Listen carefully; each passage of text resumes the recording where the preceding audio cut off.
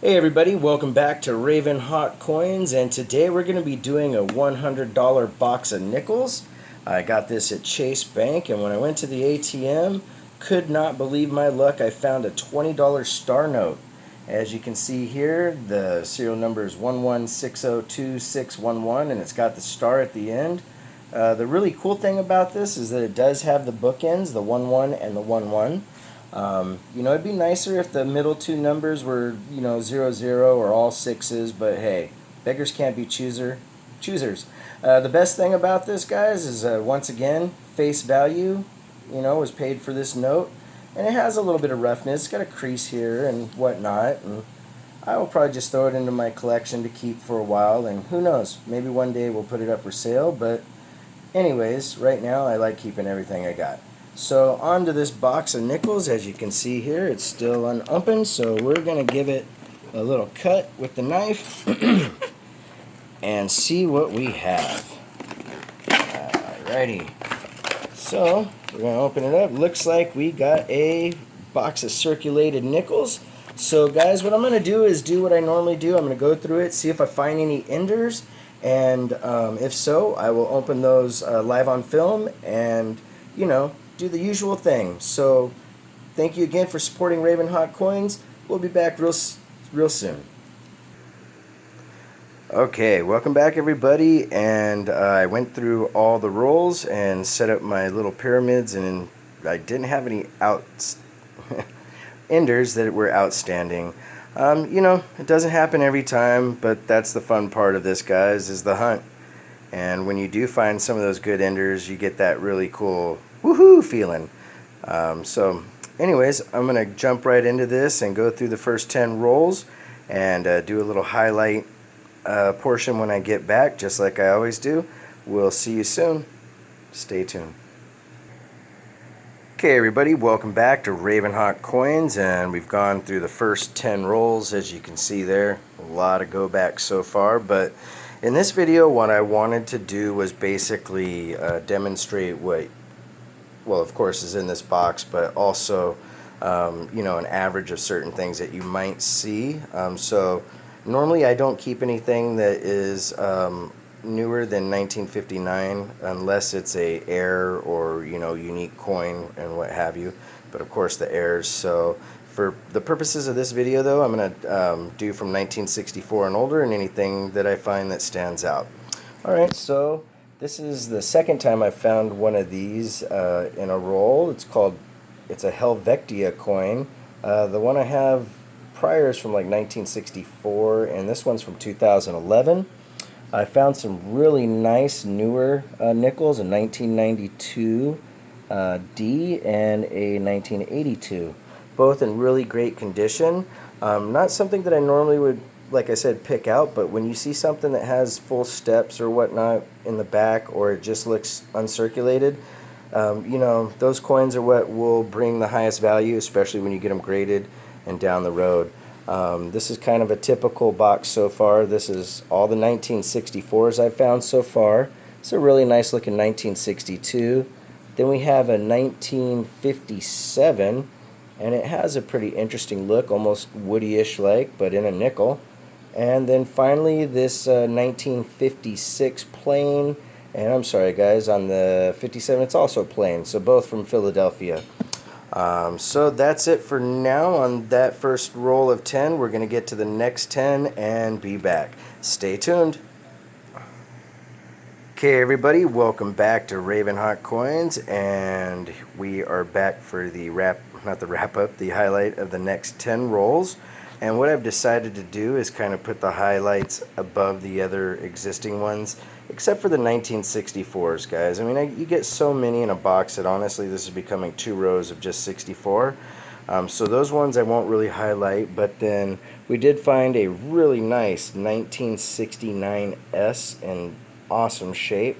I found this really interesting 1972, it's a D, but it's kind of odd. It's got a weight of 4.80.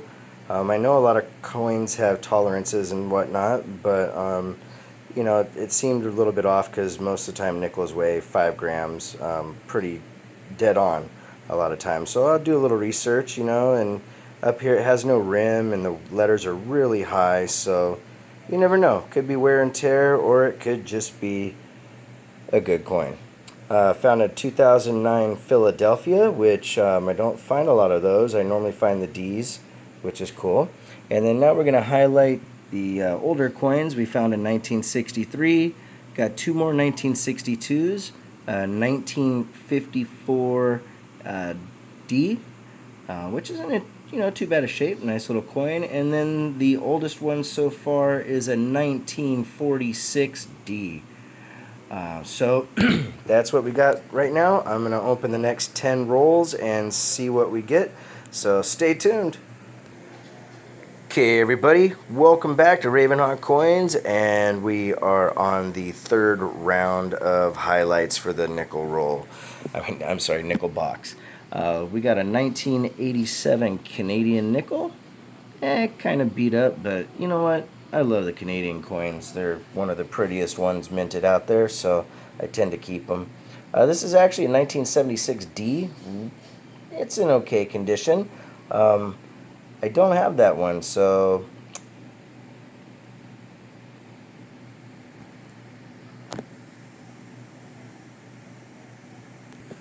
alright, sorry about that, guys. What I meant to say, was that I wouldn't normally keep a 76 D. I did it for the video, so I apologize for that, and sorry for the little technical difficulty there. Anyways, back to it. We have a really nice 1964. I pulled this one out because compared to the rest of these 64s, it looks really good. Another 1963, a 62, and two 1960s. So really nothing too exciting in that round, but we'll see what we get in the next 10. Anyways, stay tuned for Ravenhawk Coins. We'll be back. Alright, everybody, welcome back to Ravenhawk Coins, and as you can see, we've gotten through the next 10 rolls, and we got some pretty decent ones. Let's start off with the commons, the 1962, a 1961, this really nice, my camera doesn't do it justice, guys, but a 1954, and I forgot what the mint mark was. That is a Denver 54D. This 1952S, which is actually considered a key date. It's in pretty rough condition, but that's still one of the more desirable years. And then I did find something in the 40s, a 1949D. So not too bad. I'm happy with what I find. Can't really complain. So let me get to the last 10 and we will do another little highlight of what that 10 is and wrap everything up. So stay tuned. Thank you again for supporting Ravenhawk Coins. We'll be right back. Alright, everybody, welcome back to Ravenhawk Coins, and we have gotten through the last section, so we're going to go over the highlights and then a couple tips and whatnot for hunting Jefferson nickels. Anyways, let's start with the newer ones. Actually, I'm going to start with the older ones. 1946 plain, so that's a Philadelphia. Got 1960, a really nice 1962. This 1962, when I saw it in the coin roll, man, I jumped. I was like, yes, it's going to be something good. A war nickel or buffalo, what have you, but nope, fooled by the dark nickel. This one here is a 71, and it's kind of hard to catch it in the screen, but this D mint mark, or maybe it's S, it's kind of it's super, super close to his hairline, like almost on it, basically. I need to get, like I keep saying, I'm getting a new microscope, so I'm going to look at that one later. The reason I brought out these right here, these are 1980 ones, S's, and 82P and an 82D. Yeah, D. And the reason I wanted to talk about these is because you know, a lot of people, they look for the war nickels and the buffalo and what have you, and of course the older nickels and key dates. I mean, that makes sense, but there are some key dates that are in the, you know, newer years and some insanely good errors. But to give you an idea, if you can find a mint state 1982p, you're looking at $5 for an MS63. Now, granted, what I have on the table here really isn't, you know, the condition to command that, but when you're collecting coins and whatnot, you know, if you see a coin that has a certain value that is a little bit higher, you know, that's gonna again be a key date. And the reason those are demanding that price is because in that year, from what I remember, and I mean, you know, guys, I'm not always 100% correct, but I try. But from what I remember about that year is it was really difficult to get highly graded coins out of it, you know, things that were in mint state. Something was wrong with the dies. Uh, so, you know, that kind of is that on that story. One thing about star notes, guys, you know, if you don't know, you can go you can go to mycurrencycollection.com and basically enter the serial number. You kind of have to look for it a little, but there's a spot where you can enter the serial number and they'll tell you how rare the note is. And, you know, so that gives you an idea. It's not going to give you a value, but at least, you know, you'll know if you have a rarer note. For those guys of you that don't know, excuse me for the stuttering here. I do these pretty much in one take, so I apologize. For those of you that don't know what star notes are, they basically, when the mint makes an error on a bill, they have to, by law, destroy that bill and replace it with the same serial number. So that's what happens when they put the star there. That basically indicates that they've replaced a bill that was a prior error.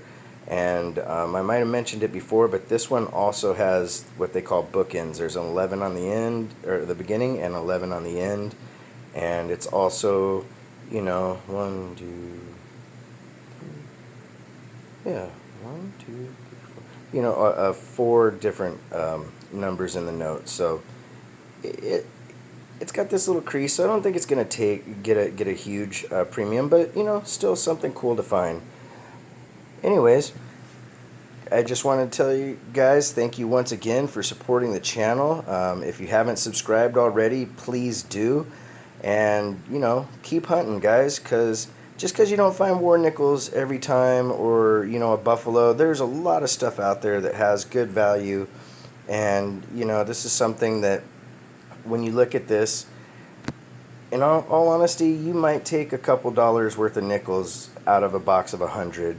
And, you know, you can go back to the bank and put another couple dollars in and get another box. So, like I said before, the investment is not too bad.